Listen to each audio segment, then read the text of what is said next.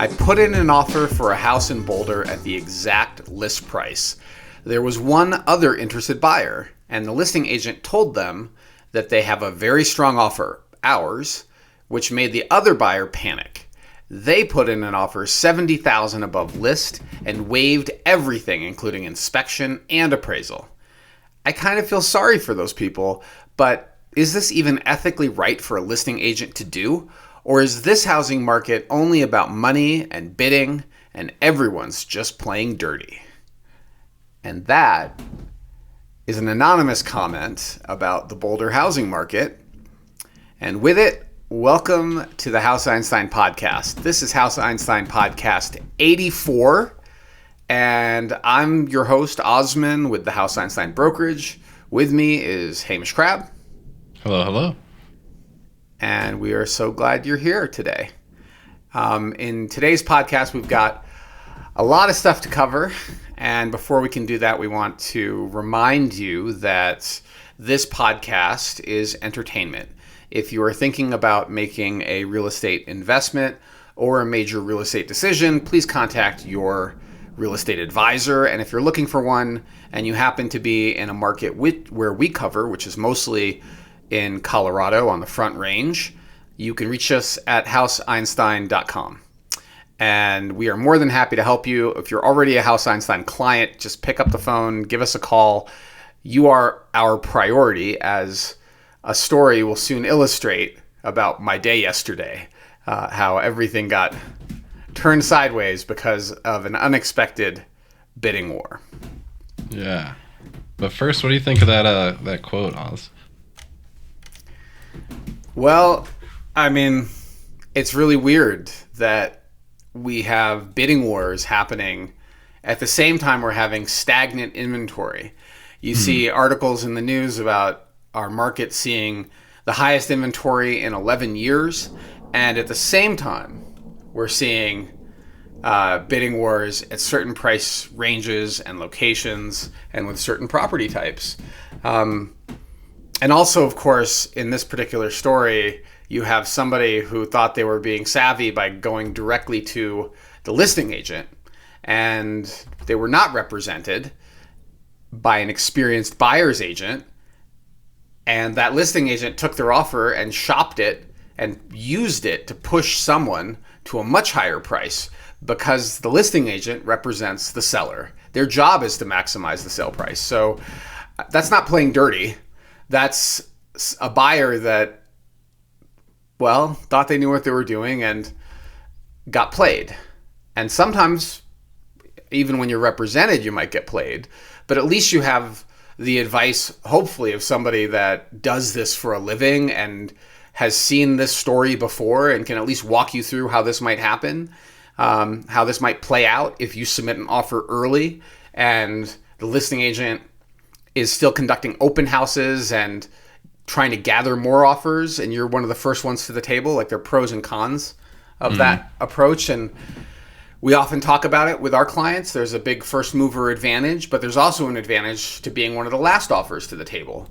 And while the first offer gets shopped, often the first offer has an opportunity to improve. Thunder. Yeah. Often has an opportunity to improve their position. That's what a lot of seasoned agents do, is they will go back to the first offer after they've collected other offers and say, look, here's where things stand. Here's your chance to come up. Yeah. I mean, there's lots of approaches to doing this. Another approach is to take the two best offers or the best three offers and use them against each other to make one of those offers even stronger. And I won't go into too much detail with what we advise our sellers because every situation is also a little different. But this and that's quote also is part really, of our closing table topic too, right? It is. So let's get to the topics. What are we talking about this week? Yeah, I mean, today we are going to be talking about market conditions. Right now is a little interesting time in Boulder. You've likely heard that the housing market itself isn't too fast, but anecdotally, we have had a bidding war, and we're going to be talking about our experience with that in the closing table. So market conditions, tale of many markets, high-end versus entry-level. We're going to be talking about fixer-uppers versus turnkey and what seems to be getting the attention these days, and also kind of location-specific factors and we had a listener to the pod who really wants to talk about valuation for unique properties. This isn't quite that, but it somewhat leans into it. So after market conditions, as a courtesy, Hamish, we can touch on that a little bit. It's not a big topic. I know we already have a pretty full itinerary for today, but I think there's some additional nuance that I wanted to cover on our planning before we jumped into that topic too, with a little bit more planning. Yeah, you'll have to wait on that one. Yep. Okay. Yeah. So then we have the closing table, the title of which may get adjusted, but currently it's Inexperienced Agents Lead in a Bidding War. So stay tuned for that one. Osman had a relatively late night last night. It's all part of the service here at House Einstein. We've got a little bit of self-promotion, talking about some buyers who are looking to... Well, they're a family already, and they're looking for a specific property in Boulder. After that, some sales of the week, a few big losses, and then in the news, we've got a large company that's putting its U.S. flag in Boulder. We've got some flood mitigation updates, and then a little bit of a political talk. Mamdani is all we'll say on that one. We're going to talk about Mamdani, which, I mean, at least we're not talking about Epstein, right? We're just going to talk about Mamdani. Well, now we are. Well, I have thoughts. For what I think about Epstein, you're going to have to take me out for a drink, and then be prepared. Are we still talking about that guy? Get over him. God, that's last year's news. Then we've got our carve-outs, fun little personal topics from each of us. Osman's got a good one, and I also like to think that mine is good. Well, hopefully they're always good. I think we can. Well, we'll make you wait to see what those carve out topics are. There's some lessons from each of them, and some things that may entertain you. So with that, This is our pod, and thank you again for joining us. Let's get into it. As the thunder crackles in the background in a cinematic way. There's a good chance that I'm going to lose power, but I think if I lose power, I'll lose internet. So I don't have the internet set up on a battery backup, so the generator will kick on, and then it'll kick back on. It'll be like offline for like 10 minutes till it reboot the router. So if that happens, you won't notice it, listeners or viewers, but that's what happened, because it does look like there's a pretty hefty storm rolling in. Okay. Yeah. This podcast is sponsored by House Einstein. We serve buyers and sellers in Colorado, focusing on Boulder, Denver, and several mountain resort towns, including Breckenridge and Winter Park. Our mission is simple: help you make a smarter real estate decision. You can learn more at houseeinstein.com or our YouTube channel, where you'll find videos on neighborhoods, specific listings, and much, much more. So let's talk about market conditions first. And in the last month, looking at all of the sales here in the city of Boulder, they're above 2 million. There was not a single deal that went over list. All of them either sold for a discount or sold for list price. And it was only a few of them that sold for list price.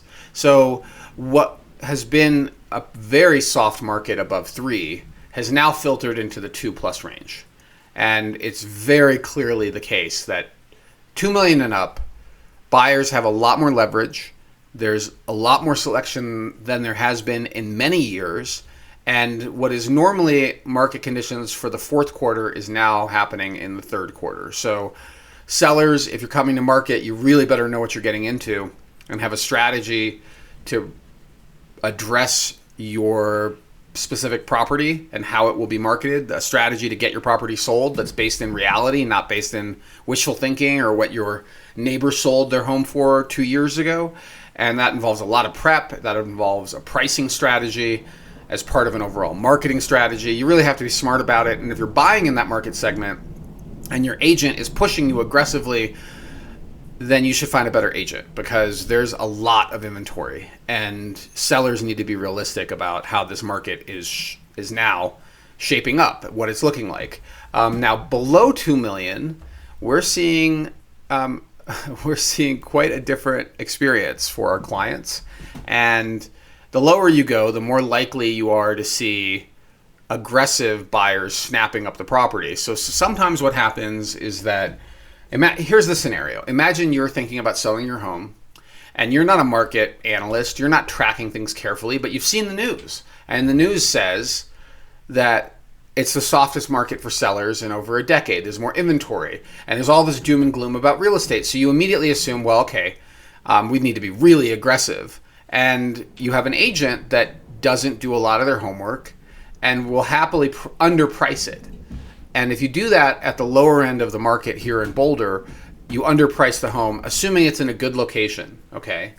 You are very likely to attract multiple offers because they're not making more Boulder real estate, particularly in these prime locations. So even a home with a lot of deferred maintenance, sometimes you have to take the value of the dirt and then add the value of, say, a 1950s clapboard structure on top of it. The house might be worth $50,000. It's the dirt that's worth $950. And if you price it really aggressively, you are much more likely to have multiple offers, in which case you really need a plan. And we'll get to that in detail because we just had an experience where it was pretty clear the listing agent did not have a plan. And I think she unintentionally found herself in a bidding war. Fixers versus turnkey is really important to consider because what we're seeing at the high end or any price range is that buyers are still willing to pay a premium for property that have been extensively remodeled and or a brand new construction. And in our Sales of the Week segment of this podcast, which is when we talk about lessons from recent closings, we have two examples of that where buyers really went aggressive, paying full list price, one for a brand new home and one for a flip. And both in both of those cases, the developers, the investors did very well. We don't have the actual metrics for how much money they made, but we can do a back of the envelope based on what we know of construction costs and the city of Boulder and the holding time period. Both of them are likely seven-figure profits for the developers. And go ahead. No, I was just agreeing there's some good ones in the Sales of the Week this episode. There's some very interesting lessons to be learned from recent closings. And then location-specific factors, I can't overestimate or overemphasize. I cannot overemphasize the importance of location-specific factors. There are streets in Boulder, for example, where if you are on one side of the street, there's a premium that could be plus 20%, could be plus 50% for certain locations, because it is so rare to get a perch with an incredible view. But yet one street in, you don't have that view at all.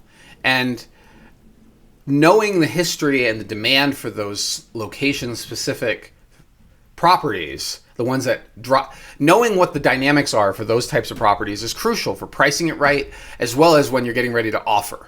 And if it's priced really aggressively, you are likely to have competition, and their speed is of an advantage, meaning that the sooner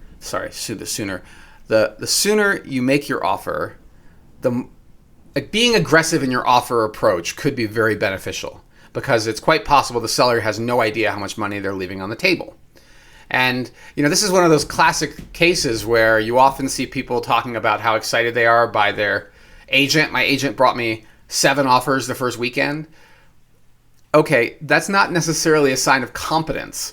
That could very much be a sign of incompetence or lack of professional approach in marketing the home. If it was an accident, if you were surprised by it, if that was the plan, great. You intentionally created that dynamic. But my experience is that take rookie agent, underpriced home, more than likely, and then what we just experienced, which was a very not well handled negotiation.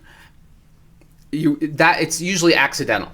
It's not intentional. Most agents don't intentionally dramatically underpriced. If they are an experienced agent and they're underpricing, different story. But if they've been in the business only a year or two and the price is really low, there's a really good chance that's an accident. So, I'm not going to go into specific data other than what I shared with you about the high end, where we just looked back on the last 30 days of closings above 2 and saw none that sold for overlist. In the city of Boulder, I could do the same thing for the county. There may be 1 or 2, hiding in the data set, but I think the dynamic's pretty clear.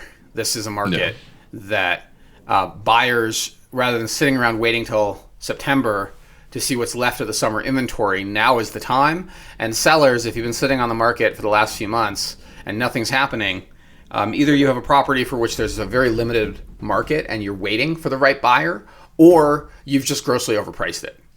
And if you have a property that appeals to a wide variety of buyers, it should sell. If you have a property that is very limited appeal, like a narrow market segment, it may simply be a waiting game for the right buyer. It may not be about the price. And your agent is who should be advising you on that very specifically. Absolutely. It's I think that's pretty good for market conditions without blurring the line right between the closing table, because it's so top of mind. Yeah, no notes. I mean, Hamish, you've seen this, so many different negotiations since you've been part of House Einstein. Even within the course of 2 weeks, we have offers where we have gone after stale listings and negotiated six-figure concessions, and we have deals with we're going six figures over list.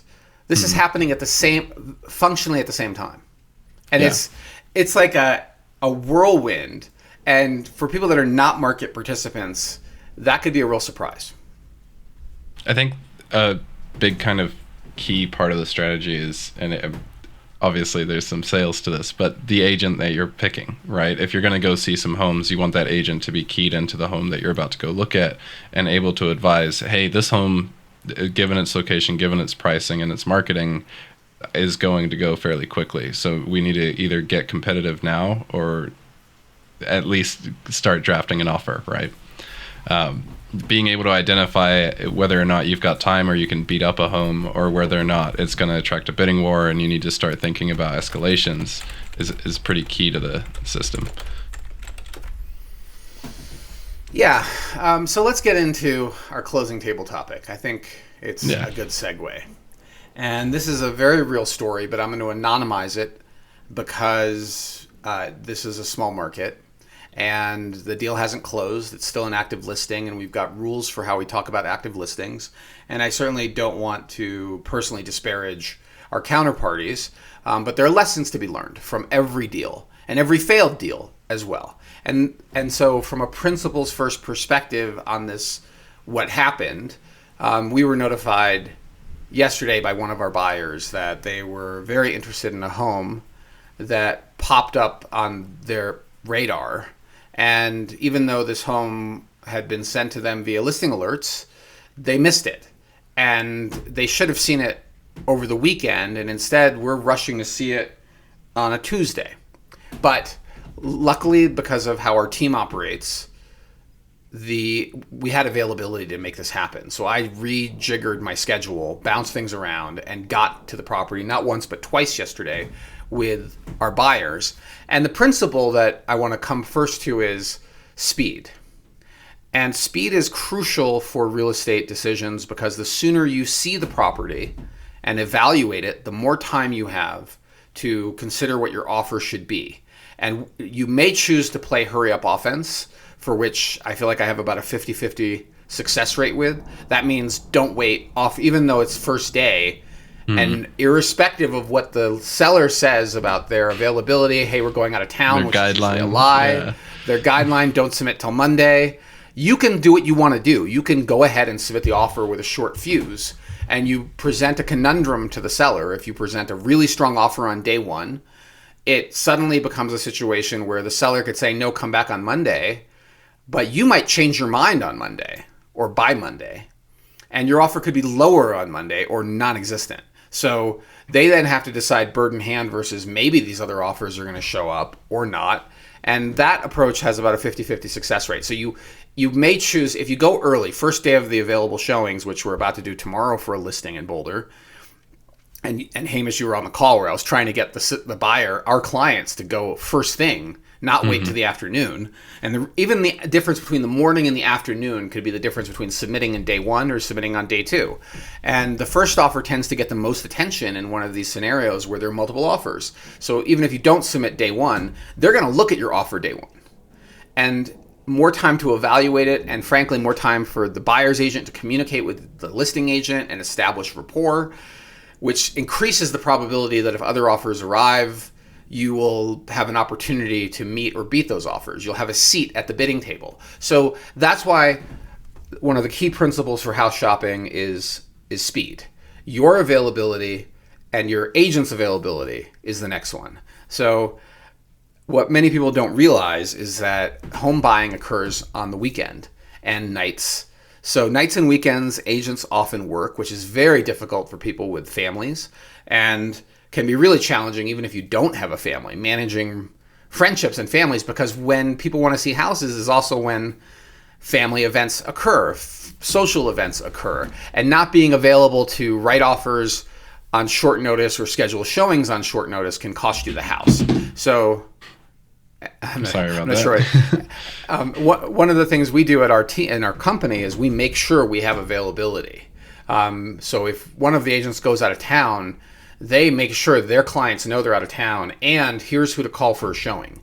And we're not turning off your listing alerts. You will get them. And if I get an offer, either I will directly be handling it, or I've assigned another agent who's competent, experienced to handle that negotiation. If it happens to occur when I'm unavailable or the primary agent is unavailable. But one of the questions you should be asking your agent, whether they're representing you as a seller or you are thinking about buying, is about their availability. And if they don't have a good plan for covering for when life happens, you may want to consider another agent that takes this responsibility seriously. Because if you miss the perfect house because your agent's on vacation, does that, like, what are you paying for, right? Like, how does that work? And by the way, there's a plan C, and the plan C is your agent's out of town, they can call the listing agent, and if they have a good rapport, you're much more likely for that listing agent to schedule a showing. Technically, the listing agent has a responsibility to make that happen. So, plan A is you're the agent you're hired. Plan B is someone on their team. Plan C should be, worst case scenario, you can contact a listing agent and get a showing that way. And look, no agent is available 24/7. I bust my tail, but even I'm not available 24/7. And if you came to me and demanded me to be available 24/7, I would say, I'm sorry, I don't think we're a good fit. Life happens, and I have a life, and so do all agents. But it's when they pretend they don't have a life or they constantly are available 24/7, that's the red flag for you, that you may want to consider another agent because they're not being straight up. And if they're not being straight up about their availability, how do you know they're going to be straight up about anything else going forward? So agent availability really matters, and you may want to have a conversation about their availability to show you homes and also to handle negotiations for when life occurs for them. All right. 2 principles we covered. Should I tell the actual story of what happened? I was going to say, we probably want to begin with the explain the give some context. So yesterday, showed the home. Clients decided they wanted to write an offer. Went and looked at it again.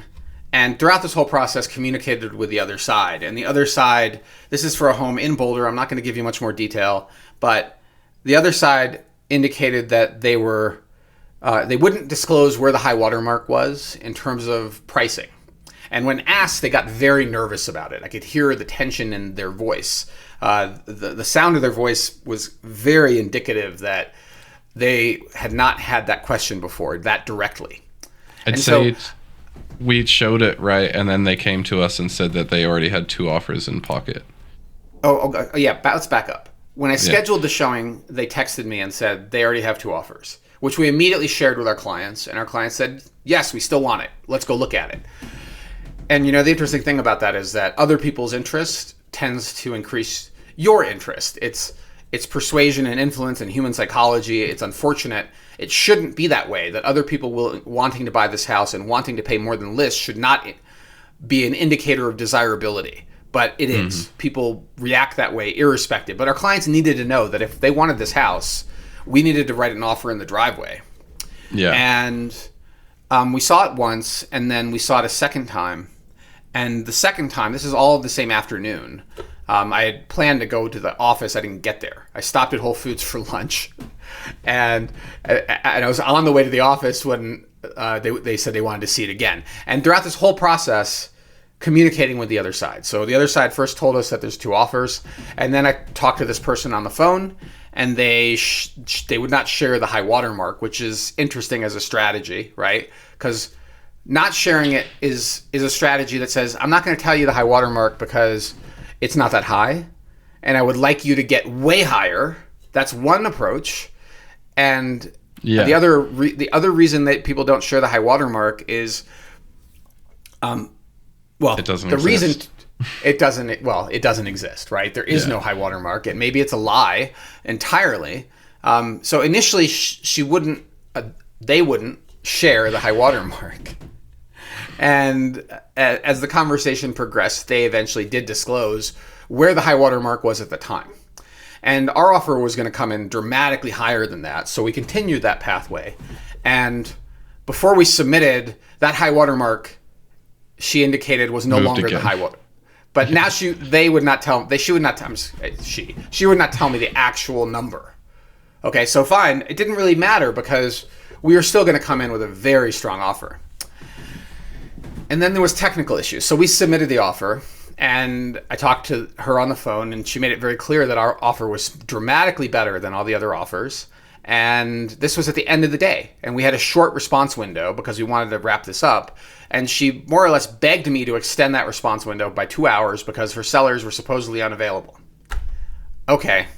I mean, the reality of the contract and the buying process here in Colorado is that if a seller counters an expired offer and the buyer signs the counter, it is back in play, right? Because buyer and seller are acknowledging that the original offer had expired. And if you really want to be safe about it, you can even write it into the additional provisions of the counter that buyer and seller acknowledge that the original response deadline has elapsed and buyer and seller agree to move forward anyway, irrespective with this contract, right? If you really want to make it 100% clear that there's no concern over that. But lawyers, and I'm not an attorney, but lawyers have said that to me multiple times, that you can simply sign, you can revive an expired contract by countering it. And if the other side signs it, you're in play. Gotcha. Yeah. Okay. That makes sense. Right. Yeah.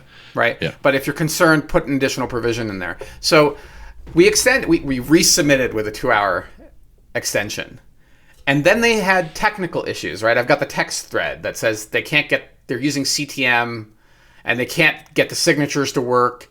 And so I offered, look, I'll handle it. I'm right here in front of my computer. Just send me your seller's email addresses and I'll send it to you. And they can sign it directly. And then this agent texts me, what about section 15? It's blank. Who's paying for what? And I literally pulled over in the car at this point to look at this, because I'm like, what do you mean section 15 is blank? And section 15 has a whole bunch of clauses that deal with associations. And her transaction broker had told her this was a problem. And I literally walked her through the contract, each segment of section 15, except for the first one. The first one, I think, and I'm not looking at the contract right now, the first or second one relate. The rest of them, starting with the association down in section 15, that we had marked non-applicable or blank, don't relate to this deal because there is no association. And it was real. I realized in walking her through that I was now coaching the other side and helping them understand the contract, which immediately made me realize this is not an experienced agent, because she doesn't know how to read the contract. And that's typically, right, you get that realization, you're like, oh, maybe I can make this work in favor of my buyers. Right. Maybe this will work in favor. And as the deal progresses, she starts to text us asking for additional concessions, and would our buyer accept 2.5% commission, not 2.8% paid commission? And we work for 2.8, and our buyer has to agree to paying that difference. And of course, it's a trivial amount of money on the price point we're shopping at. And of course they agreed to it, no problem. They had already agreed to it in the buyer agency. They didn't need to agree to it again, but we wanted to make sure our client understood that, and we even did the math for them. This is the amount. And they're like, that's it? I don't care about that, was their answer. I'm like, I know, but I wanted to make sure. Yeah. And then what became very interesting was this discussion over appraisal gap coverage. And the other parties had written in any appraisal gap, but had not defined what appraisal gap meant. And so I asked her, are you talking about the difference between the list price and the appraised price? Because we're going way over a list, right? Yeah. Or are you talking about any appraisal gap between the appraised value and the contract price? Which one are we talking about? Because if you're talking about any value between $1 and the contract price, we might as well just be waiving appraisal. Yeah. Appraisal gap Right. for most deals, and agents listening to this, feel free to correct me, but most of the time when we do appraisal gap coverage, it's for the amount over list. It's assumed, particularly when you have a bidding war and you've accidentally priced the house over. 100. Yeah. You've priced the home like so low, like you would think the listing. So it's almost like, look, there is some chance that you got the list price wrong. Okay. But if you're competent as an agent, you really know the comps and you've analyzed them and you've recommended a list price that will easily appraise, right? So to ask to cover any appraisal gap is basically also saying, I have no idea what pricing, we want this to be a buyer risk when normally it's a seller risk that it doesn't appraise. Which I'd say, like, what's your take on this listing, right? Was it underpriced? Yes. Yeah. By about $100,000. Yeah. Okay. So, and I think at that rate, I think accidentally. Okay. I don't think it was intentional based on how all this played out. Great question, and I'll get to I'll wrap up the story a little faster because I can be a little long-winded. But so the items that we were negotiating, we had a very strong price plus a huge escalation, Massive. and willing to go to it. This was not smoke and mirrors. But in order to go to it, we had to, actually it turned out even later that they might have even gone higher than that had we actually been able to negotiate. That was the interesting part. And that's something you always need to remember is if you did not demand highest and best, there's usually room to go higher. And even if you did demand highest and best offers or due on a date, and we're going to get to this third principle, which is all about communication, it doesn't mean that there's not a little more room. So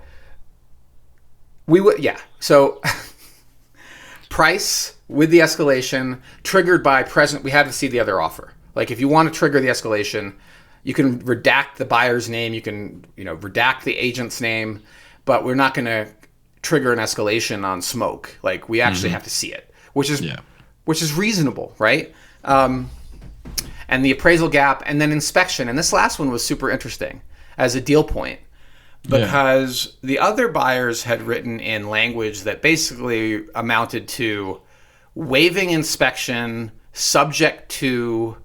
waiving inspection, objection, and resolution subject to the buyer's inspection. So in other words, the buyer retained the right to terminate. I know that sounds a little confusing. Yeah. And the language there's a bunch of legalese, but I read it 3 times in the 2 different contract screenshots that she sent me. So all this dialogue, right? Meanwhile, while they're having technical problems not being able to sign our contract, and wanting to know if we were willing to make, and then obviously we're now talking about a counter because she's sending me screenshots. Would you be willing to cover any appraisal gap? And the answer was yes. I needed to explain to our client what does that mean, and given the amount of cash we were coming up with and where the pricing was on this house, the odds of having an appraisal gap is extremely low. And if there is an appraisal gap, it almost certainly is going to be between the list price and the contract price, not below the list price. But that's what they wanted, and our buyers agreed to even below the list price, they would cover the appraisal gap. Fair enough. That was generous. And then the next question was, will you waive inspection, objection, and resolution? And she described it as is condition. The other buyers are taking it in as is condition. And I texted her, that doesn't make any sense because all buyers take homes in as is condition. It's in the contract. Search the contract for the word as is, and you will see it. And while you're at it, search for confidential because you won't see that in the contract. You can actually you could post a contract on a billboard. It's not confidential, but people don't as a practice because it's bad. It's bad form. I mean, it invites risk, right, to the deal. Well, it might upset people, and this is a small market, but the word confidential is not in there unless you add it in the additional provisions. And by the way, the other party has to sign it to agree to your confidentiality clause. Just because you wrote seller shall treat this offer as confidential does not mean that the offer is confidential unless you signed it. So an offer that doesn't go anywhere is not a confidential. Anyway, whole nother topic of conversation. But the other buyer's agents had written in language that says buyer shall accept the property in as is conditions subject to inspection, which in practice means that they're just relying on their inspection termination and they're removing objection and resolution. And if they truly are taking it as is condition, that's what you should do. That retains the buyer's right to terminate if they find a deal killer. Mm-hmm. And what we had originally written into the contract was a price point where we're not going to object to anything below this price point if it comes up on inspection, because we're serious buyers. Cosmetics are not going to apply. It has to be a big ticket item that's totally catching us off guard. And this home supposedly is in great shape. It's been well maintained. I didn't see any major red flags. If there was going to be a secondary negotiation over an inspection issue, it was almost certainly going to be below this price point. So it wouldn't have come into play, right? There wouldn't be a secondary negotiation because we were waiving that right. It was already a very safe kind of provision. Yeah. So what happens in practice when you waive inspection, objection, and resolution? Let's say, Hamish, you're representing the buyer, and I'm the listing agent, and we've gone under contract, but you've waived inspection, objection, and resolution, and your buyers have inspected the property and they find some issues. Yeah. And they're now looking at you. Now what? You can absolutely still object if you want. See what you get, and then you can also terminate. Not really. Yeah. Well, you can't. If you've waived objection, you can't object. You can't? But no, you waived objection. There's no inspection, objection, or resolution. But But you know what you can do on the phone? You could pick up the phone and say, look, the house has got a bad roof, and that really caught my buyers by surprise. If we can't we need to fix this or they're going to terminate. Yeah. And here's the report showing the bad roof, which means what? The listing agent now has to disclose that to every potential buyer, and the seller has to update their seller's property disclosure. The roof is bad. And meanwhile, that honeymoon period of the bidding war, hot listing is all gone. And instead, if you don't work with buyer number one, it's going to look like something's wrong with the house. Yeah. You come back to market. In a tough market. Yeah. And what are you supposed to say when people are like, what happened to buyer number one? Well, they found a roof issue and we didn't want to fix it. How does that look? Like, you're better off to negotiate, even though that buyer waived objection and resolution. A lot of agents informally object. We're not one of them, okay? Yeah. A lot of agents play this game where they pretend to remove inspection, objection, and resolution, and instead come out with a heavy hammer and say, if you don't work with us on these three issues, we're going to terminate. I had a deal like that in Table Mesa where I was the listing agent. This is maybe 5 years ago. And they did exactly that. They waived these two things, and then they claimed the roof was bad and they couldn't do this or that. And they demanded a huge concession from the seller, and the seller said, take a hike, and we had a backup offer. And we went to backup. But they tried this game where they want to look strong, but then protect their rights to terminate or protect their rights to negotiate, really, over inspection issues. It's unethical, okay, to do this intentionally, but there are agents in town that play this game, and we don't. Okay, like, I would much rather retain the inspection objection, put a price point in, or write in the health and safety language that a lot of people use. A lot of agents like this language that says buyer will not object unless they find something health or safety related. I mean, health or safety related could be a slightly raised sidewalk that's trip hazard, okay? Like, I would much rather put a dollar amount, because that way you know the buyer is serious and the cumulative issues have to exceed whatever, 10 grand, 20 grand, 50 grand, whatever the number is that works, let's work it out. That is a realistic offer. But in this case, the agent saw the as-is language reiterated in the additional provisions and was trying to explain that this was an advantage to the other offers. And when I explained it to my buyers, look, let's just do what she wants. You're right. Yeah. If you really want this house, these buyers did. You're right. We'll waive that. Sure. Take away inspection, objection, and resolution. We'll get rid of it. No problem. Because we can still rely on the termination if we find a big deal killer. And that was always our intent anyway. It had to be a big deal killer in order to terminate. We just put a dollar amount on it, and that dollar amount was negotiable. Okay. Yeah. Well, so now what happens is around 7:30 or 8, I can't remember the exact time, I'd have to look at my phone. She texts me that the seller needs more time. And she had promised me in the extension, right, we gave them 2 more hours, that they wouldn't shop us anymore. And so what are we supposed to say, right? If they didn't want it at 8 p.m. on a Tuesday, or they wanted it at 8 p.m. on a Tuesday, are they not going to want it at 9 a.m. on a Monday? I mean, that's not a serious buyer. So I told her, we understand your sellers are in different locations. and they need to communicate with each other. It's getting late. Let them sleep on it, but please communicate with us in the morning before anything happens. Absolutely will do. Okay, so it rolls around to 8 or 9 this morning, and I texted the agent, the listing agent, can we have an update? And lo and behold, they had signed an offer and went with it. And that offer was well below our escalation, and could be like 200 grand below where we might have ended up. Yeah. And all because of this crazy botched negotiation style of let's handle it on the fly and learn as we go. And our clients obviously, which apparently were not worked very for happy. them. Yeah. I don't think it did. They left 6 figures on the table. I mean, at least, we would have gone. So the way we wrote our escalation was with a step above the best offer. We would have done that step and more if we could have come to terms and negotiate on it. But at some point, the seller just made a rash decision, and we were cut out of the deal. And of course, our buyers are super upset, and this is very present for me. But the lessons are really important. And here, so we've talked about some of the principles for handling negotiations and principles for real estate shopping. And one of the principles for negotiation is to have clear communication and a plan. So the plan should be, if we get a bidding war, this is how things are likely going to play out. And what I would recommend is an offer submission deadline. We're going to collect offers until Tuesday at 5 p.m., Wednesday at whatever the day is, Monday at noon, and communicate that with every agent that's shown the house. We have received a really strong offer. We're going to collect offers through the weekend to be fair to everybody. We would encourage you to submit your highest and best, and then you may share other factors to the deal. What we would like to see is a closing date of this date. What we would like to see is some language around inspection that shows that you're serious. If you're going over list, we need you to cover at least the amount you're going over list as an appraisal gap. And maybe you want to cover more, but at least that amount is customary. That's the minimum. And we need to see proof of funds. And you could do other things. You can waive inspections. You can waive appraisal, whatever you'd like to do, but submit your strongest offer on Monday and or Tuesday. You set that, you communicate it to all sides, and then you honor it.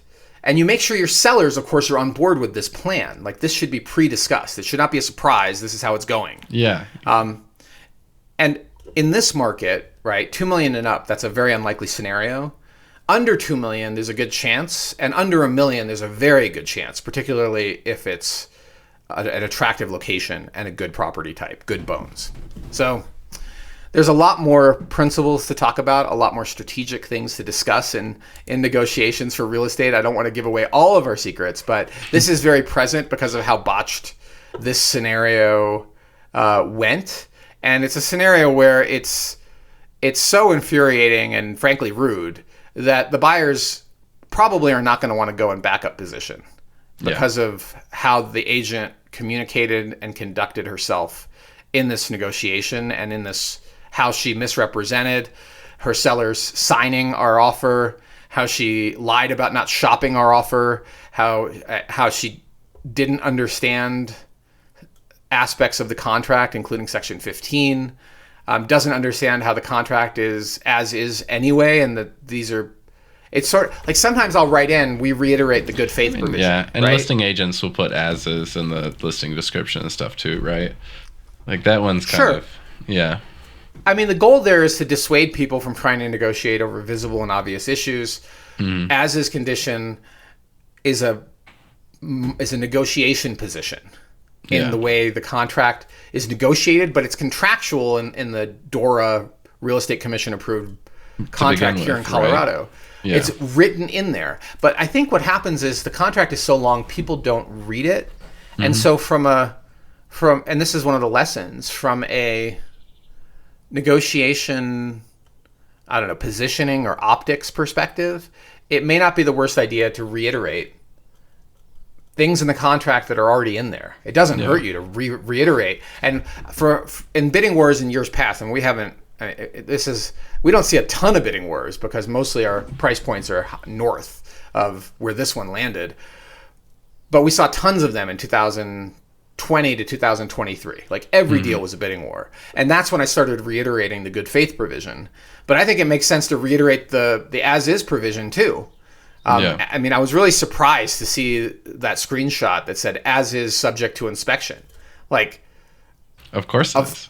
Of course it is. right? Like no shit. Yeah, no shit, Sherlock. Yeah, dating is as is, subject to more dating. Marriage is as is subject to dating, right? Like real estate is conveyed in Boulder, in Colorado, not just Boulder, is conveyed in Colorado and as is condition. What we're talking about is the right to inspect and renegotiate and crafting terms that work for the buyer and seller, and that can be a little nuanced. But it's amazing how an inexperienced agent that just doesn't understand the contract can be persuaded, and then because their sellers rely on this person to be an expert, will believe them and be like, okay, you think that they will take their advice. So the listing agent will steer the deal to who they feel best about, irrespective of any other factor. Honestly, it's sort of shocking. Yeah, I mean, and the final principle. See what it closes as, right, and we'll see how they ended up. Yeah. Well, the listing agent has stopped communicating entirely, and our buyers are very upset, and they feel like they may have been discriminated against, which is also another reason. Like, so your job as a listing agent: maximize the sale price, minimize the hassle, and the hassle should include minimizing the risk of a fair housing lawsuit for your sellers. And when a buyer is feeling so disgruntled that they're considering contacting their attorney, they feel that way, you done fucked up. I don't know how else to call it. That's what happened, because you have increased the liability of your seller being dragged to court over this situation. And your agent should be doing the opposite. You should be reducing the liability for you as a seller. But the last thing I want to mention, and this is the most important principle for buyers, and I feel this, in the heart of hearts, there's always another house. Yeah. And the ones that get away, you sometimes feel this like yearning for, like a Britney Spears song, not Britney Spears. Oh my. A Taylor Swift song, right? Like it's like this heart-wrenching, love song to the ex-boyfriend. Like it's this like sadness that you didn't get this house, but that's your psychology playing against you. There's always another house, and likely a better house. And it doesn't matter that it sucks you didn't get this one. I think the most important thing is to stay to your principles, agree on the price points you feel comfortable with, maybe allow yourself some room to get pushed a little bit on price, because that's human nature and other terms, but stick to your guns. And if somebody else is so foolish they're willing to pay way more than you, or truly waive all these protections for themselves, their foolishness should not compromise your discipline in buying a home. And you shouldn't compete with stupid. I don't know how else to put it. Like somebody being dumb about overpaying. I mean, there's that listing we've pointed to at least 3 or 4 times in various forms in the newsletter that was in North Boulder that went for like $400 over the list price in the peak of the frenzy. And then 2 years later, they're desperately trying to sell it, and they're not getting anywhere close to that number. And you'll hear about it on the podcast when it does sell. Yeah, well, we need to look at it. It may have sold. I mean, at some point they're gonna. I mean, they probably have rented it out. That's at some. It's so psychologically painful, Hamish, to accept that sort of loss. But this person, in addition, I mean, the even listing at the agent list sings price, to the bank, but yeah. Well, also the buyer's agent got paid, right? The buyer's agent made a lot of money. 400,000 times at least 2.5%, probably 2.8%. So 2,800. We're looking at close to 10 grand in the pocket of the buyer's, or more than 10 grand in the pocket of the buyer's agent, probably. And listing agent got paid more, seller got paid more, and the buyer got stuck holding the bag. And 2 years later, that $400,000 over list price offer that they bought the house for, 400 grand over the list price, they're never going to recoup, or they will, but maybe they'll have to wait a decade, or more. Yeah. Well, because that particular property has a limited market appeal, right? And we know why, right? That's what we would have told that buyer is, you can go over list. There's some issues with this house that you may want to think about, and we're not going to advise you how far over list you should go. You should go no more than you're comfortable. And I'm not telling you what you need to do to compete, other than what I heard from the listing agent is this is where things stand. You could take it with a grain of salt or take it for real. We can use an escalation clause with the proof provision, which is, if we're going to use an escalation, that's the way to make sure that you aren't competing against thin air. And it works usually, but in this particular case, it did not. No. But there's always another house, Hamish.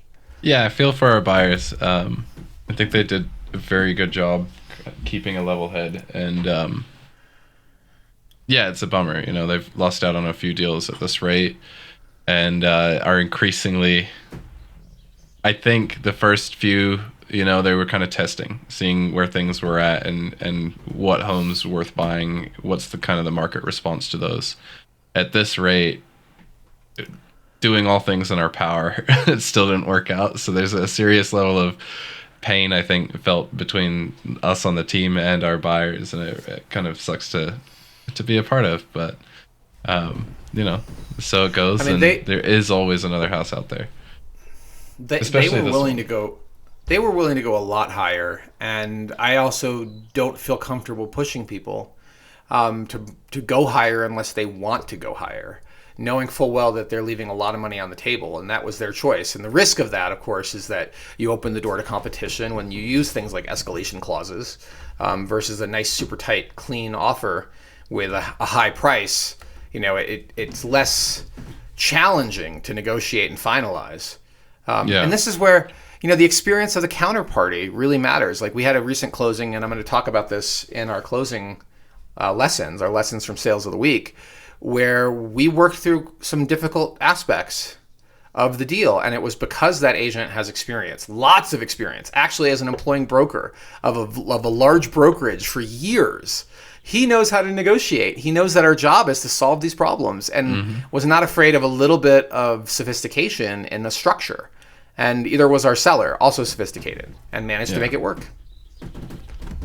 Very cool. I think we're good on this one. Maybe time for some shameless self-promotion. Okay. Shameless self-promotion. Well, we since we're just segueing from one to the next, these buyers are seeking, these are lovely buyers, and they are seeking a home in Boulder. They're probably open to any location in the city, and they would prefer something that has some sweat equity potential. Large lot, great neighborhood, maybe a rundown house.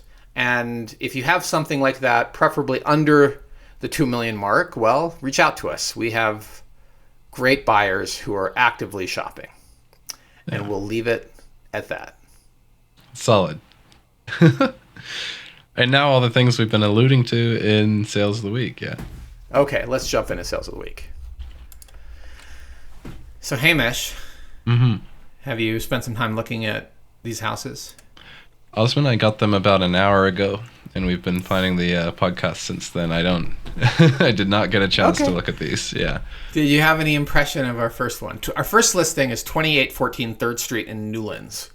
And this is a house that is on the west side of Newlands, west of 4th. So 4th is that street that gets all the traffic of humans, bicyclists, cyclists. I mean, it is a thoroughfare for pedestrians, which is lovely as an avenue for moving north and south, not on Broadway or 9th Street. It's a great street. But just west of that on 3rd, you're really getting close to being a budding Sanitas, and you also start to get a view to the east because the hillside climbs and the houses start to stack higher. So the values start to go up.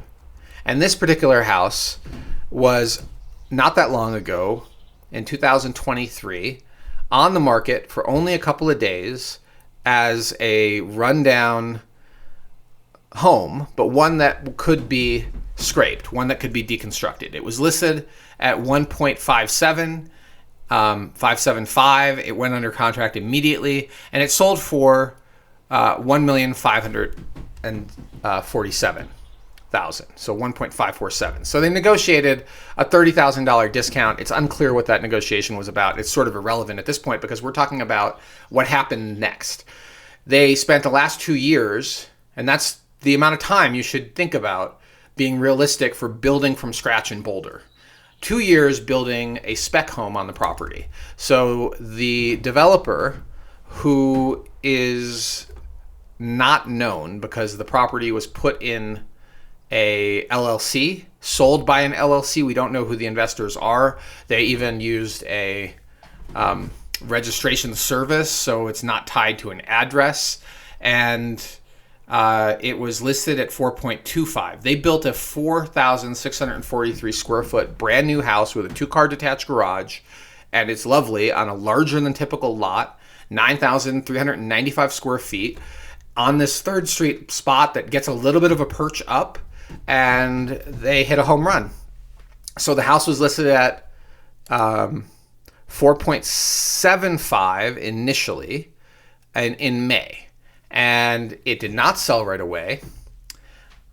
About a month after listing, maybe a little longer than a month, it went under contract, and it sold for 4.25. So the buyers negotiated a $500,000 concession out of the developer seller, and even so, when you acquire the home you acquire the land for 1.5-ish, and then you pay the deconstruction costs and then develop a new home.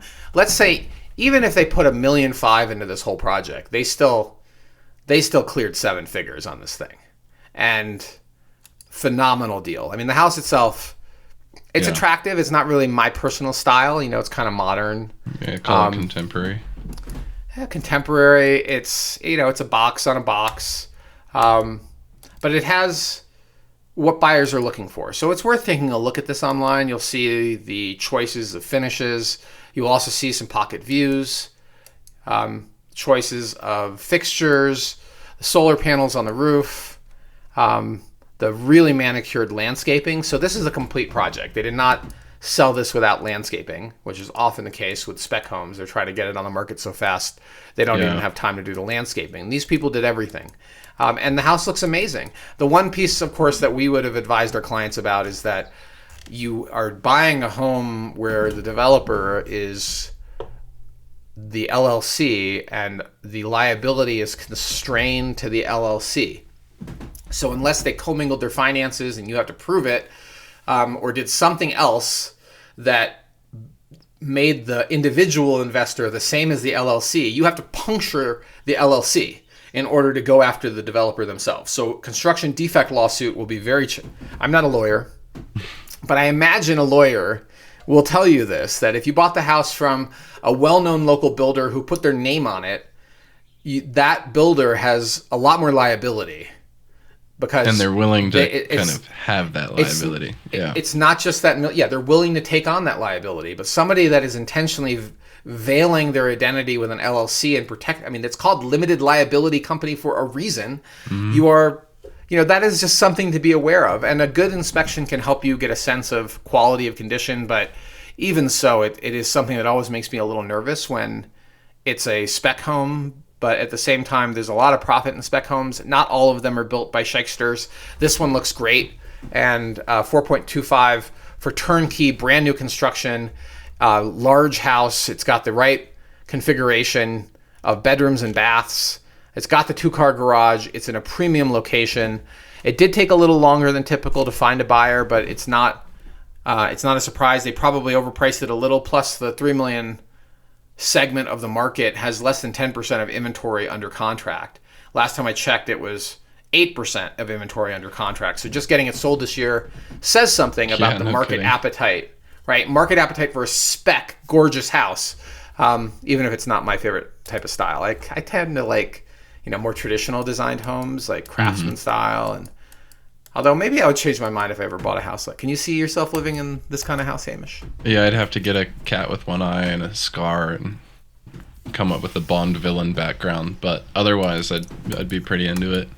I think like Newland's notes, right? Typically, we see large homes kind of stuffed into these smaller lots because Newland's originally was a little bit smaller homes, larger lots type of situation. Yeah. And like with buyers in the past that we've had, they're concerned about backyard privacy, and I might have missed it, but I don't see a whole lot of photos kind of showing off the backyard. That said, it backs to an alley and it's on the upper slope, so at the very best you'd be looking down into somebody else's yard versus somebody looking into your stuff. Yeah, so that is a spot check. You can't see that from the photos. You have to go see the property in person to evaluate privacy in Newlands, and it's one of the biggest challenges in Newlands, privacy. But this particular house has frontage on Balsam and 3rd Street, so it might get southern exposure, and if they were smart, and they probably were, they designed it very intentionally with limiting view corridors from the neighbors. And we've seen when people didn't do that with spec build in Newlands and how long it took to sell because the house felt like a fishbowl with the rest of the neighborhood, right? Like no one really wants to feel like everyone can stare into the house. So I'm pretty sure that wasn't a design issue here. The backyard was great in the satellite, but there's really no good photos of it. So I agree with you. That raises the. There's one. It's one photo that shows the backyard. So what we do when we advise our buyers before we go schedule a showing is talk about what potential issues could exist here before we even walk in the door. One of them is what we just talked about with our listeners here, the risk of buying a home from an LLC and an unknown builder developer, right? Like, are they using the cheapest labor they could possibly find to get this thing done to maximize their profit? Or are they like choosing experienced subs and crews? Are they going to give you that full list? Or are they going to be like, sorry, we give you nothing. Take it or leave it. You can evaluate and inspect, but we're not sharing who actually built this home with you. That's our problem and our profit, not yours, right? Like, what's their attitude towards due diligence? You may find that they're not very revealing in their attitude, and they probably won't give you anything when you're in the initial phases of negotiation. But once you're under contract, you should be asking for all of those things. Yeah, you want contacts, like permits, everything you can.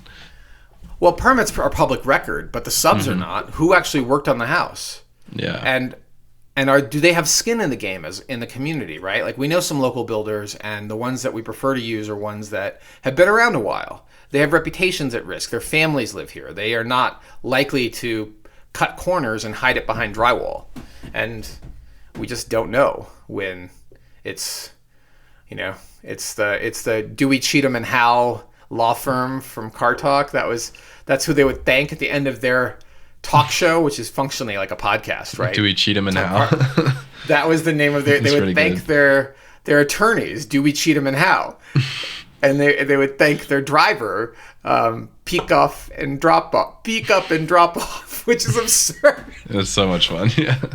Oh, hey, man, you missed the golden era of Car Talk. It would have been your thing. You should listen to old episodes. They probably would make you laugh. I might. All right, check them on. Yeah.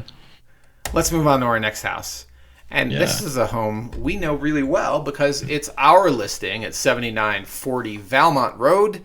It was a home that truly was an honor to represent the sellers on the fourth deal they did with us. We really appreciate their trust.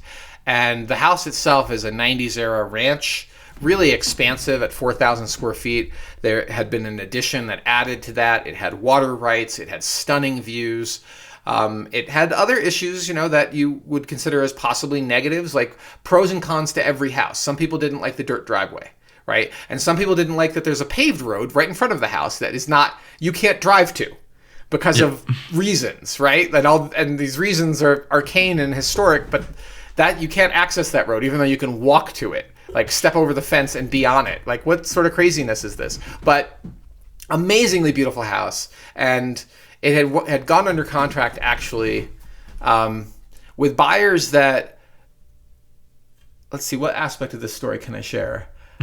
With buyers that initially were gung-ho, full price, then panicked and felt like they maybe were overpaying. They terminated the contract on an inspection clause, came back with a low offer.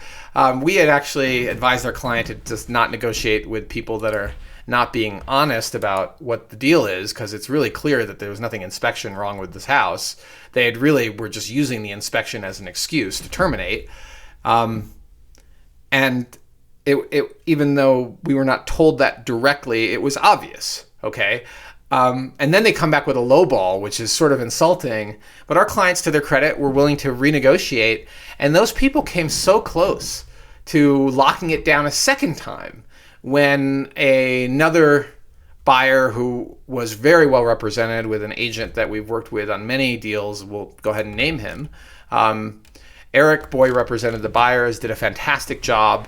Initially, there was a longer close and a contingent sale process as part of this, and we worked out a way to avoid that and get this deal done faster. And there was some structural element to the contract. A lot of due diligence to exchange and work through. But honestly, this is truly a fantastic home. And I brought my wife to go see it because we were in discussion, maybe we should buy this thing. Unfortunately, we are not ready to do that at this time. It's a big move for us to sell the home we're in, relocate this time of year, plus the finances and the risks involved. It's just not the right thing for us at the time. But man, I love this house and wanted to. And I'm glad that the buyers found it. They appear to be lovely people. We had it last listed at $2,595, and it did sell for full list price with a concession to help make the contingency go away. And that is it in a nutshell. Do you want to share anything else about the house, Hamish? Yeah, really, it's kind of hammers on this theme we've been chatting about since the beginning of the podcast. Is ranch homes are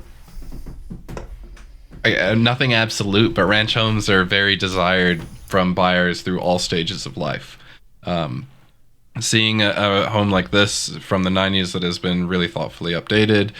These sellers are long-term thinkers. They reached out to us a year in advance before they even listed this, so we could get our marketing material out, list a little bit earlier in the spring, but still have full green photos.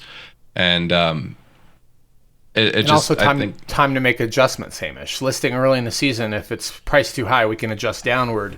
Which turned out to be the case, right? They wanted to list early in the season, regardless, but they had me out to get all the marketing material the year before, so that when we did list early, it would have all the green and stuff on it. So, I think I'm just stoked that we get to work with buyers and sellers like this, clients like these, kind of see how they work with properties and do that. You mentioned like a larger concession. These sellers are kind of realistic with it, and the way that they were looking at being treated was with honesty. So we didn't see that in the first contract, and then when we started to get that there with Eric's clients, our sellers were willing to work with it. Right, an $80,000 concession isn't nothing, but they understood the value of kind of selling the home before the off-market season, and also feeling that they had legitimate buyers working to keep those, So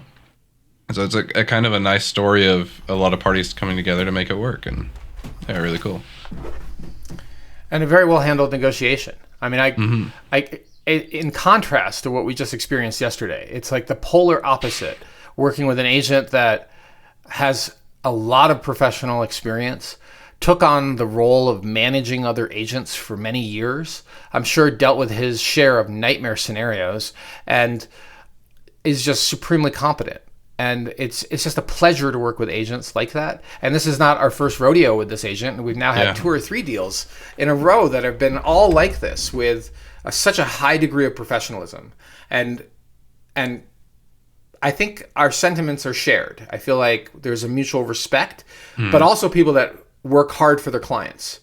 But when there's an impasse, try to figure out how do we solve this for everybody in a way that makes sense and that has integrity. And knowledge of the contract, knowledge of real estate, knowledge of financing provisions, and knowledge of financing structures that are not common, all played into how this deal went. And I don't know, I'm just very grateful that he scooped it for his clients. And I also feel a little bad for the buyer's agent who had to terminate, and then they tried to come back and we just couldn't come to terms the second time.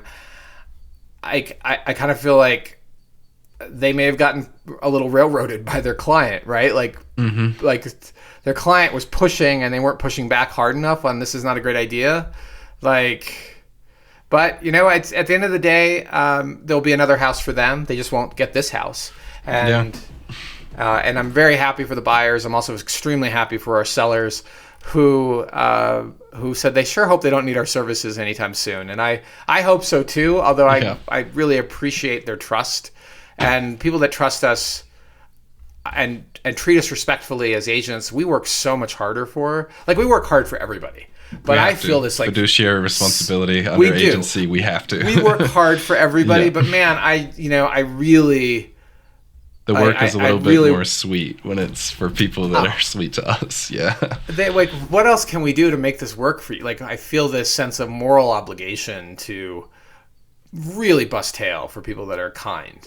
And the people that are rude and dishonest, I don't feel good about working with. And we would prefer that if that's your MO, right? Yeah, we've Maybe turned it down before, and yeah. We have. If rude and dishonest and demanding and never satisfied is your MO, then you probably should choose a different brokerage. And I'm more than happy to recommend a few that might be better suited to your nature of how you like to work with people. And you know what's really funny, Hamish? It reminds me of Wall Street and my first investment bank that I worked for, the first investment company. The principles I felt were unethical in some ways, and those stories would widen your eyes if I were to tell you how. I don't think I've told you some of these stories, but the way they treated the clients of the brokerage and talked about them, and the way they treated the clients so it was a full service bank. They had a brokerage, they had investment banking, they had research, they had consulting, and the way they treated people that paid them or talked about them behind their back was really just shocking to me and made me feel really gross inside. And one of the reasons I left. And I thought that the whole investment world must be like this because this company was like this. And it turned out it couldn't be further from the truth. The company I worked for in Denver when I first moved back here in 2005, I worked there for a few years and also was working real estate. That was a crazy period of life. Super ethical, integrity off the charts. Not an easy place to work, challenging in many ways, but a place where people really meant what they said and held themselves to a high standard of conduct and communicated well with each other and were not constantly looking to just make a buck off anything, right? Including, unethically. And the firm I worked for on Nantucket, same thing.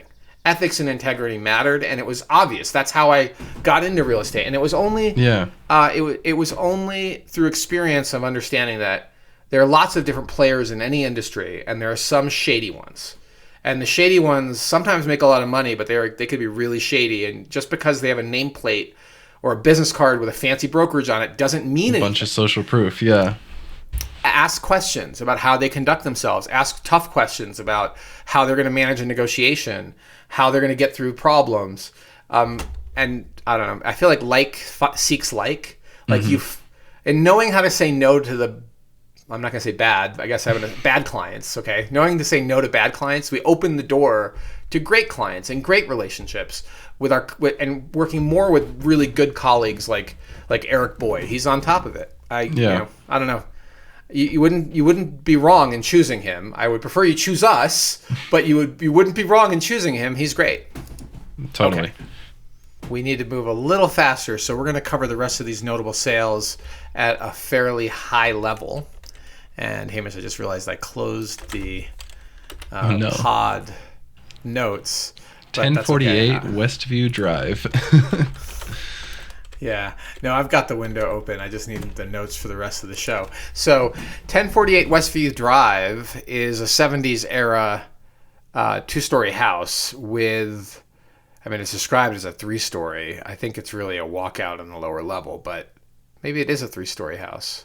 Okay, let's call it, they described it as a three-story. So large lot, 27,000 square feet, built in the 70s, 3,000 square foot house. It had been marketed last year at 1.2 in the middle of summer, and the seller cut it to $1,080,000 by July and then took $1 million offer in August. And the people that bought it were flippers. They immediately started working on this thing, and they had it back on the market in April at 2.4. That's April of this year. They cut the price at the end of May to 2.2, so they knocked $205,000 off the list price. And by June, they had to withdraw it. So early June, they withdrew it and refreshed it with that new price, which is sort of funny because it just resets days on market, but people can click through and find that. But it did sell for 2.2 or 2.195 just a couple of days ago on July 14th. And the sellers did mostly cosmetics. It looks like they did a kitchen, they did baths, they updated fixtures, they may have put in a stamped stone patio. I'm not sure if that was there before, I'd have to check. But it is truly a cosmetic remodel from what we can see. It's possible they did a few other things, and certainly it looks like that. They put in a new boiler, they put in an EV charger. So mechanicals were refreshed probably across the board, and then it was back on market. And if you think about it, well, they bought it for $1 million, they sold it for 2.2. almost certainly they spent less than 500,000, right? If I had to guess, they were probably in the 250 to 300 range, but let's be generous and say 400,000. Yeah. And is their actual cost structure for doing I mean, and that's with like premium contractors, right? This is not with flipper contractors. This is like with nameplate contractors. Let's say they spent 400. They still made a killing, as my dad would say back in the day, with clearing. I mean 800 almost, right? Yeah. Clearing 800,000 minus commissions. So, I mean, generously saying $500,000, $600,000 profit for holding this house and doing all that work over the course of, about a year, right? Well, they bought it in August, they sold it in June, so not quite. They had a holding period of 10 months to get all the work done. Great house, great location. Awesome views. It's on the side of the street that is doesn't actually have as great views as the side that is facing to the west. And speaking of which, we know of a potential seller of a very similar house with very similar updates, not as a flip. And that if you were looking for that sort of thing, almost the same square footage, stunning home. I think they may have moved back into it, but likely would consider selling it. So if you are in the market for that sort of thing, reach out. And and here's a case in point, right? It's a turnkey house. Once they got it priced right, it sold pretty quick. And but with that said, it's not a brand new house. It's 70s era construction with a lot of updates, and that can still be very, very attractive if done well. And this is an example of it. Yeah. It's always fun to see winter photos through the windows with the bit of snow. I think it's April snow, so just one of the days that they decided to photograph it, but kind of fun. And how do you feel about the fake glow and the fake sunset? I wasn't 100% that the glow was fake, but you bring up a good point. I was thinking maybe they shot it during the evening, but the sunset didn't look good, so they faked it. But there's a few other tells that maybe it's all doctored. It's all doctored.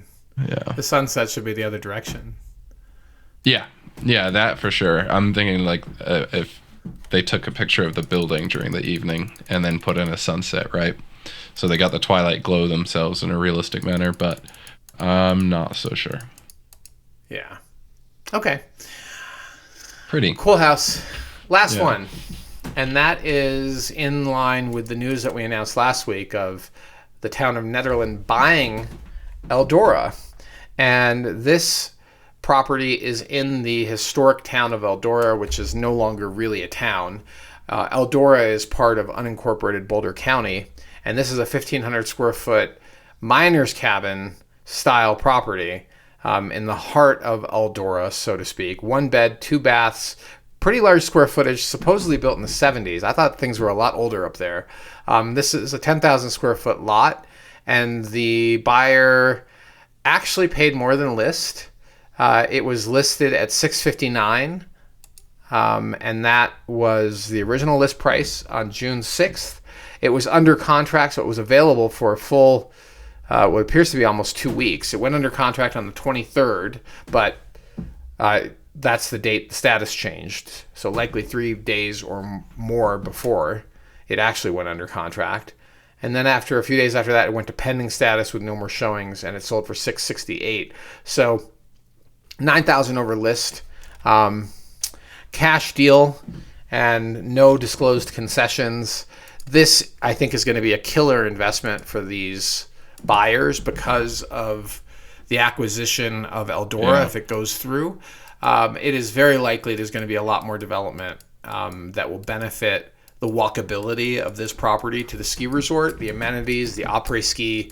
I mean, the house itself looks functional as a rental, subject to, of course, short-term rental restrictions. Of course, Boulder County has them. Nederland has them. The county's rules are far less restrictive than Netherlands. In fact, I don't even think you can get a short-term rental license anymore in Nederland. You have to get on the waiting list, but you could still get them in the county, I believe. I have not looked that up in a while, although it's on my list because we have an investor that wants more intel. So So that's this deal. I thought it was a cool investment play. Other than the 1-bedroom issue, it will likely see a huge uptick.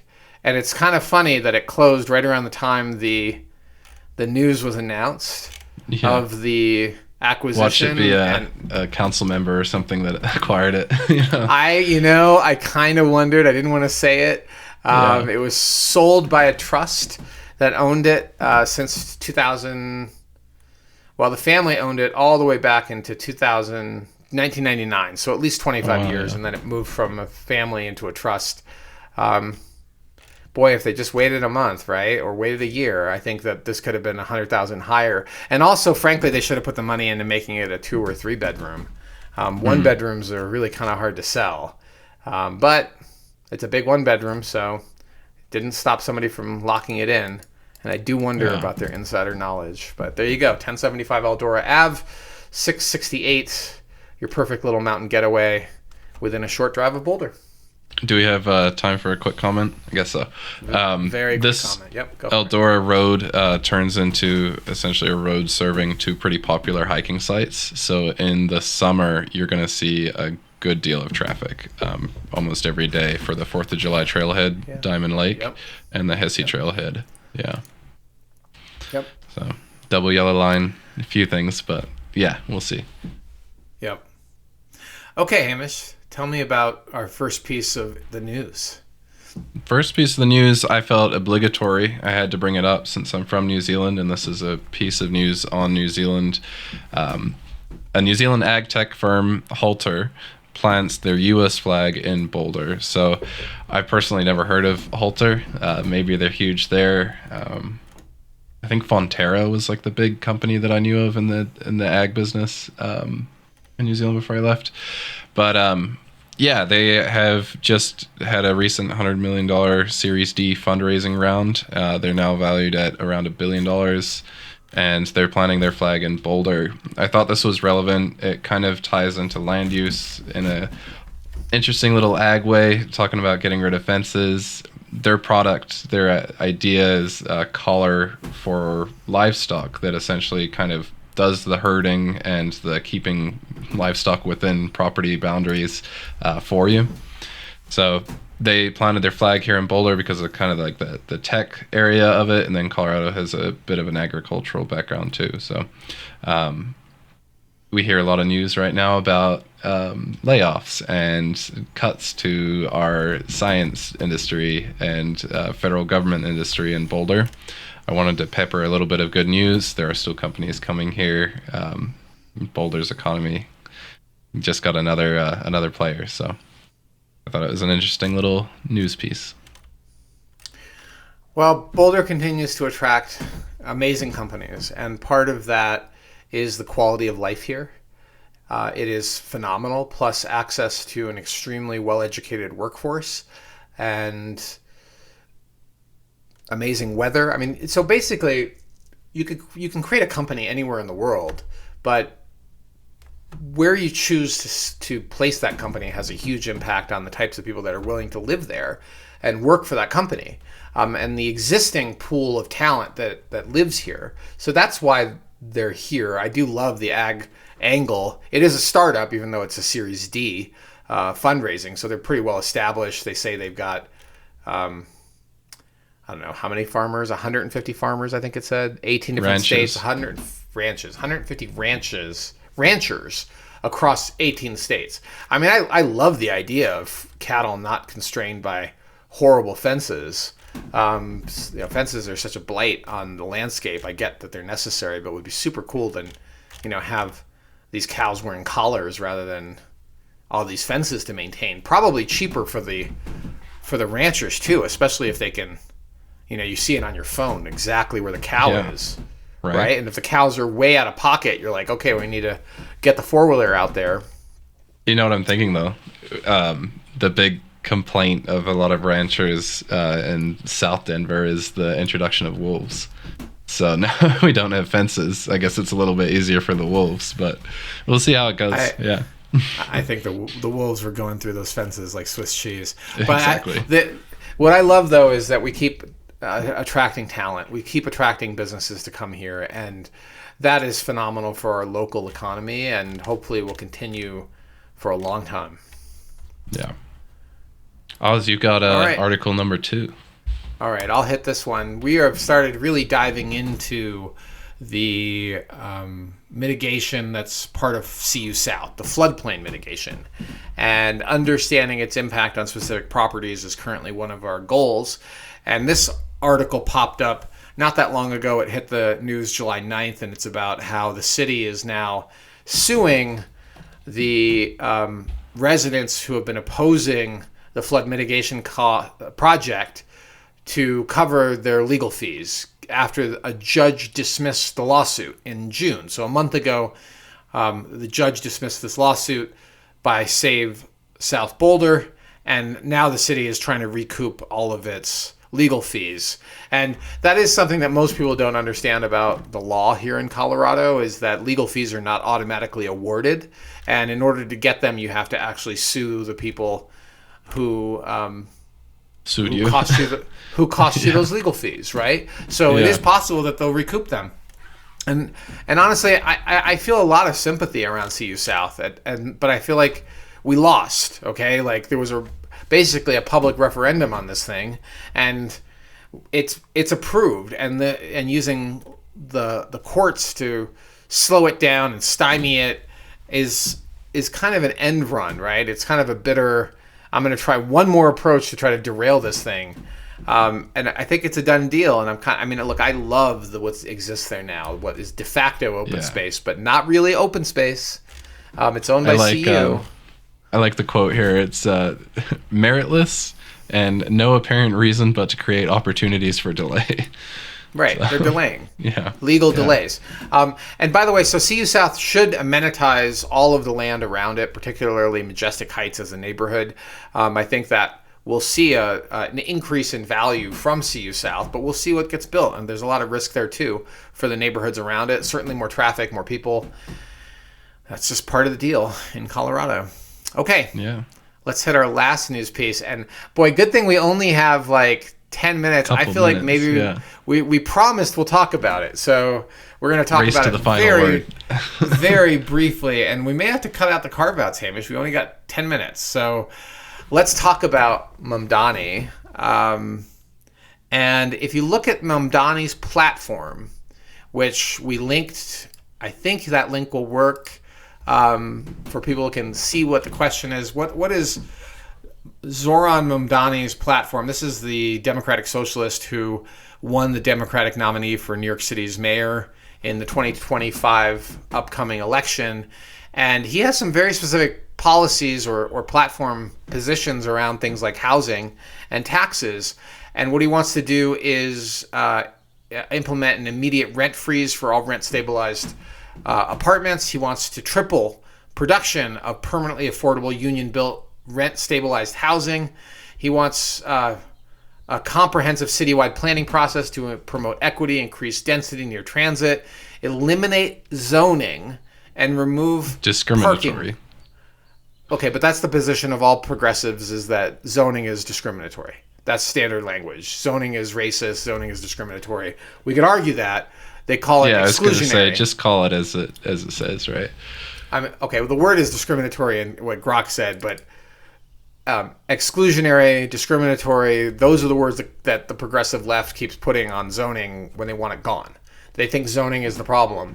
And so that's part of Mamdani's platform. And they want the ability for improved inspection tracking, billing landlords for city-made repairs, and seizing neglected properties from exploitive owners. And all of that, well, some of that sounds attractive. Some of it sounds downright scary, like removing zoning to me. But if it can happen in New York City, could it happen here? Discriminatory zoning. You're very attached to this. Okay, we don't have time. Are you saying you're saying not all zoning is discriminatory, Hamish? Yeah, exactly. Okay, right? I get it. Like mixed use, high density, residential, ag, forest. Right. These are all zonings. Right. None of those are discriminatory. I would. Okay. Well, so I'm not talking about my position. I'm just telling you that What is discriminatory zoning? It would probably Versus be regular zoning. Yeah. Yeah, so I mean, you've got like red line neighborhoods, right, where people could not get housing within a certain area, and yeah, that's on a financial standpoint. But after enough time, no, that's on a skin tone. That's on a skin color. But that's gone. There's no redlining anymore. Yeah, so that's now gone. And Right. what lays in place are people that have been living in these neighborhoods for a very long time because they haven't been able to live anywhere. So even though the law is gone, the effects of it still last. And I haven't looked into what discriminatory zoning is, but I think it's good to our listeners to report things as they're written, right? Instead of put in that kind of like, well, you know, that's just what the left says. Okay, you know. Fair enough. Good argument. Yeah. Good argument. I guess what my position on this is that when a democratic socialist wants to get rid of, quote, discriminatory zoning, they're really talking about all zoning. But I could be wrong about that. I'm willing to allow that space to exist. And I agree that historic redlining, that patterns of discrimination against people of color and people of discrimination, patterns of discrimination continue. Environmental discrimination continues to be one, right? Where you allow industrial activity close to poor neighborhoods, but not near wealthy neighborhoods, right? I would argue that is truly a discriminatory zoning practice, but I don't think that's what he's talking about. I think what he's talking about is getting rid of single-family house neighborhoods. Like you can no longer restrict people from building a duplex, triplex, or a 3-story building in a neighborhood that historically has been single-family housing. And that's what the socialist Democrats are working on. But the question is, could it happen here? And I really wish we had a lot of time for this podcast, but we don't. We have to wrap up. But I'm going to hit the short position on this. And I think that the trajectory of city council and politics in general in Colorado is moving deeper and deeper blue. And it will not surprise me if zoning is eliminated for single-family neighborhoods, because that's part of discriminatory zoning in the world of democratic socialism and the progressive left. And I'm going to reiterate one more piece because I sound like some crazy raging Republican. I'm not either Democrat or Republican. You're a registered independent. Yes, I am, Hamish. Thank you for making that abundantly clear to anyone hearing this, because I got a lot of problems with the Republicans too. But this particular situation is a pretty hard turn to the left for New York City, and I feel like it will likely, if he's successful, inspire other far left candidates to come forth, and that'll be an interesting. I mean, look, we live in a world where billionaires control a massive amount of wealth in this country and shouldn't. It doesn't make, in the world, it doesn't make any sense for billionaires to control that much and for people to be struggling this hard, and our social contract is broken with young people. 100%, I believe that, and it's a problem and needs to get solved. And I'm not saying whether Mamdani is good or bad, but it's super interesting to see what his actual platform is when it comes to housing, and how much affordable housing he wants to see built. It's massive. So we shall see how that plays out and how it will also inspire politicians in Colorado. Yep. And Hamish, I think we need to wrap. We've got to. We don't have time to do carve-outs. We may talk about it next week. I had a lot to talk about with regard to a heat pump installation, how to choose contractors, the actual experience with this contractor, but we're going to save it for another pod because it's time to do our roll call of ending. Yeah, listener, we are out of time, so we must wrap this podcast. We've had a great conversation, many a conversation, and we wish we could keep going. However, duty calls, and we must answer to it. So if you'd like to stay up to date until the next podcast, follow us on Instagram, House Einstein, Facebook, House Einstein, X, House Einstein, and YouTube, House Einstein. We're here if you need us. We serve clients across the Front Range. Of course, our mission is to help you make a smarter real estate decision through supporting thorough due diligence and intelligent listing strategies. That's it for us, and we will see you next week. We'll catch you next time.